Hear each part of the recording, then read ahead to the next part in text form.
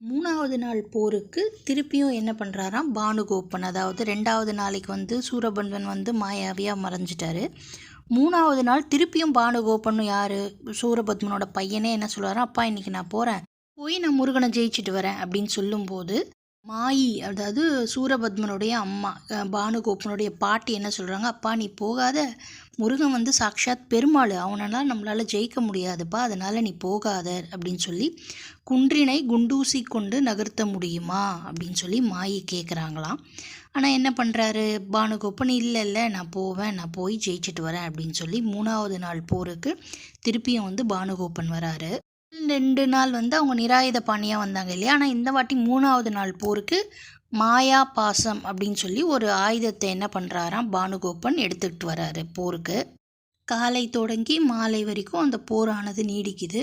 அதுக்கப்புறமா சாயந்தரமாக என்ன பண்ணுறாராம் பானுகோப்பன் திருப்பியும் மாயமாக மறைஞ்சி அந்த மாயா பாசுரம் அப்படின்னு சொல்லி ஒரு அஸ்திரம் எடுத்துகிட்டு வந்தாங்கல்ல, அந்த மாயா பாசத்தை பிரயோகம் பண்ணி என்ன பண்ணுறாங்களாம், பூத வெள்ளங்க, அதாவது முருகர் சைடு இருக்கிறவங்களெல்லாம் மயக்க நிலைக்கு உட்படுத்திடுறாரு. இந்த விஷயத்த நாரதர் உடனே என்ன பண்ணுறாரு, முருகர்கிட்ட சொல்கிறாரு, இந்த மாதிரி போர்க்களத்தில் ஆயிடுச்சுன்னொன்னே முருகர் என்ன பண்ணுறாரு, அவரோட வேலாயுதத்தை எடுத்து, அந்த வேலாயுதம் எப்படிப்பட்ட சக்தி வாய்ந்ததானா 8 கோடி மைல்கள் வரைக்கும் அதனோட ஆற்றல் இருக்குமா. அப்பேற்பட்ட வேலாயுதத்தை வச்சு முருகர் என்ன பண்ணுறாரு அம்ஜி, அந்த மாயா பாசம் அஸ்திரம் இருக்கு இல்லையா, அதை செயலிழக்க செஞ்சு அந்த பூத வெள்ளங்களையெல்லாம் என்ன பண்ணுறாராம் திருப்பியும் உயிரோட வர செய்கிறாரு.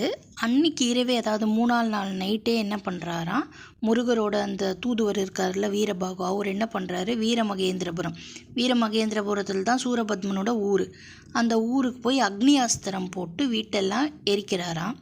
சூரபத்மன் வெற்றி கொண்டாட்டத்தில் இருக்காராம். ஏன்னா 3 நாளாக அவங்க ஏமாற்றிட்டு மாயமாக பண்ணி திருப்பி வந்துடுறாங்க இல்லையா.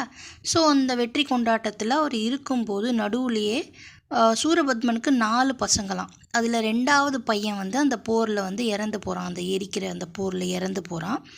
அந்த விஷயம் சூரபத்மனுக்கு தெரிய வருது, இந்த மாதிரி என் பையன் இறந்து போயிட்டான் அப்படின்னு சொல்லி.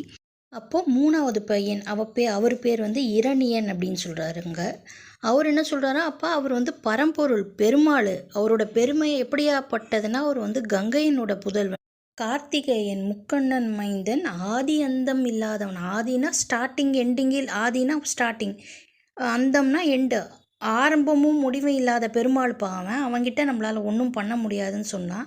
சூரபத்மன் கேட்கல. அதனால் அவர் என்ன பண்ணுறாராம், சரி அட்லீஸ்ட் அப்பா செத்து போனால் கடைசி காரியம் பண்ணுறதுக்காவது பையன் உயிரோடு இருக்கணும்னு சொல்லி ஒரு மீனாக ஒரு வடிவெடுத்து அவர் என்ன பண்ணுறாராம், தண்ணிக்குள்ளே போய் மறைஞ்சிடுறாராம்.